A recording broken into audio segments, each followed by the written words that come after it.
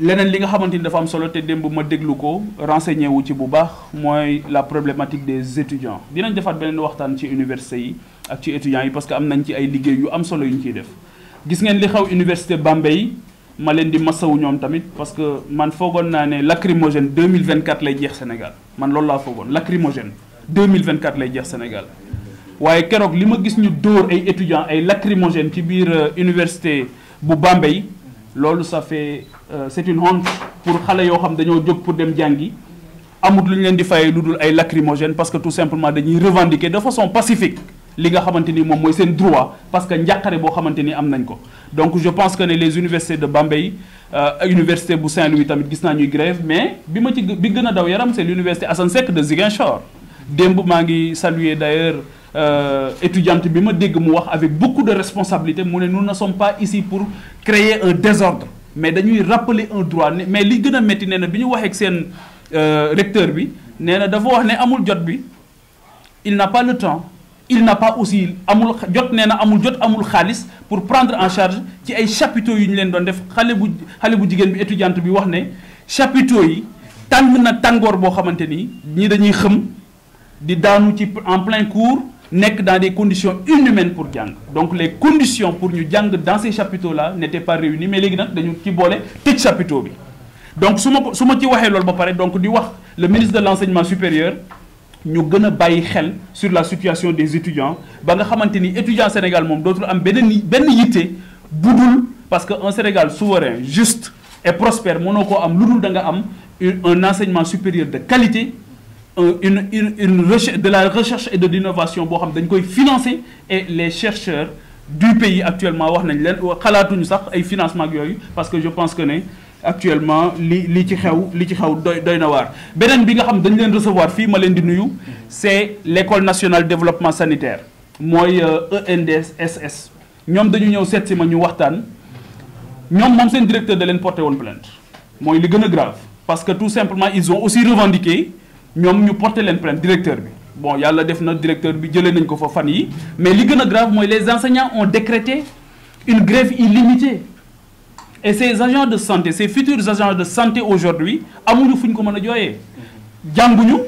te amuñu interlocuteur dañu jëloon mesure ne dañ leen di réintégrer à l'université Cheikh Anta Diop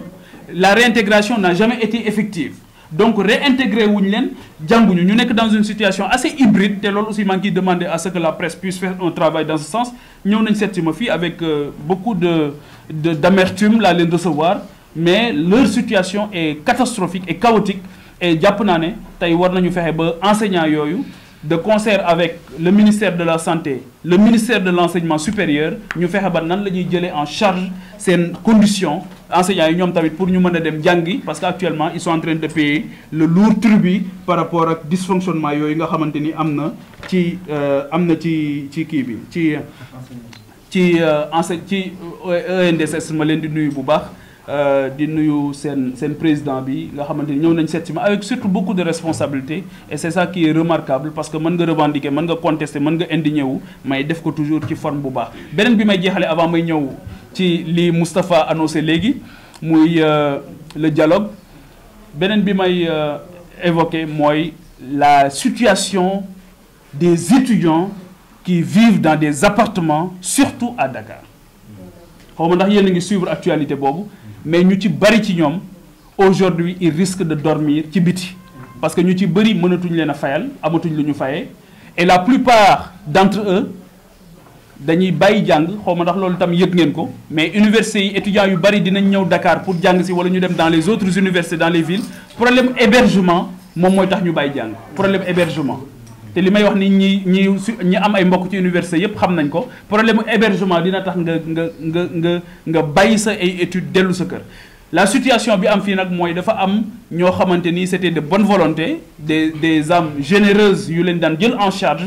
dëkk ci seen commune soit le maire soit un ministre qui habite dans une localité daan colmater di leen jëlal ay appartements et ces gens aujourd'hui se retrouvent dans une situation désastreuse parce que amatuñu ku leen fayal seen appartements yi ñuy def loolu tam dama ci jot ay interpellation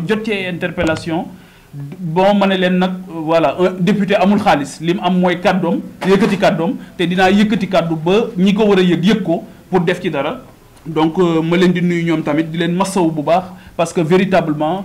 am na ci ñu ma dalal dama leen énergie bi ngeen am de bu ngeen ko defoon ci jàng kenn mënatu ko wax mais tey jii da ngay ñëw ba Dakar énergie bi nga am yaa ngi koy def pour appartement pour gérer appartement ak leneen ak leneen je pense que ne loolu tamit war nañ ci bàyyi xel bu baax ak les pêcheurs tamit maa ngi leen di nuyu rawatina yu Joal di leen masawu Guet Ndar ak ñi nga xamante ni yëpp ñoo nekk un peu sur toute la côte di dund aussi des situations yu métti avec un ministre aussi boo xamante ni doy na kéemaan voilà boo jëlee le ministre de la jeunesse de la culture et des sports keroog maa ngi gis xaleem yi mu nekkal foofu tamit ci ministre ci cabinet bi di ma tontu bi ma ci waxee te xamuñu ne li ma ci jublu mooy mbir yi baax rek laa ci jublu waaw gis naa ñu yónni xale yi ñu may tontu mais loolu amul solo réew mi il faut que ñu koy waxtaane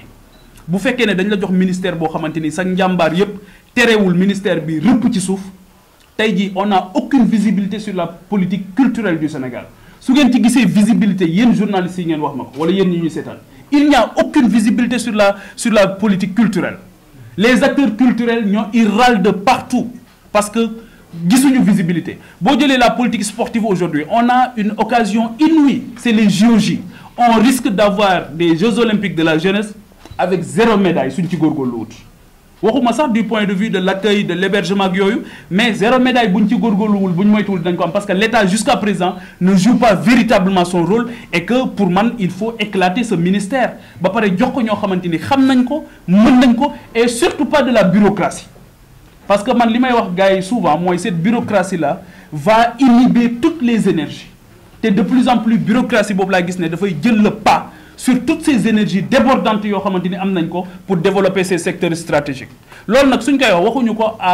contre un ministre encore une fois nañu dal poste yi leen teg yàlla poste yi ñu teg yi ñu nekk suñu borom moo tudd ñu nekk fa donc bu ñu bàyyi xel ci temps bi ñu fay def nañu bàyyi xel ci li ñuy def ci temps bi ñu fay nekk loolu moo ëpp solo mais di bàyyi xel temps bi ma fiy def di def ay pexe pour toog fa loolu amul solo li am solo mooy est-ce que yow yaa ngi développer secteur bi est-ce que y a un véritable plan stratégique de développement de ces différents secteurs la jeunesse n'en parlons pas hein la jeunesse véritablement n'en parlons pas su fekkee ne at mii gis ngeen ci l'impact de la jeunesse dans le cadre de ce ministère là su fekkee gis ngeen ko rek ngeen wax ma ko man en tout cas gisuma ko on attend toujours une lisibilité dans ce sens alors que la frange la plus importante aujourd'hui de ce pays est essentiellement constituée de jeunes loolu tamit dafa nekk problème boo xamante ni c'est un problème majeur maintenant je peux faire allusion aussi au ministère des collectivités territoriales les conseils départementaux ba fii may wax ak yow pas de fonds de dotation ñoom tamit dañuy xëy ils se tournent les pouces il y a absolument rien à faire donc loolu yëpp nag soo ko boolee dans ce contexte là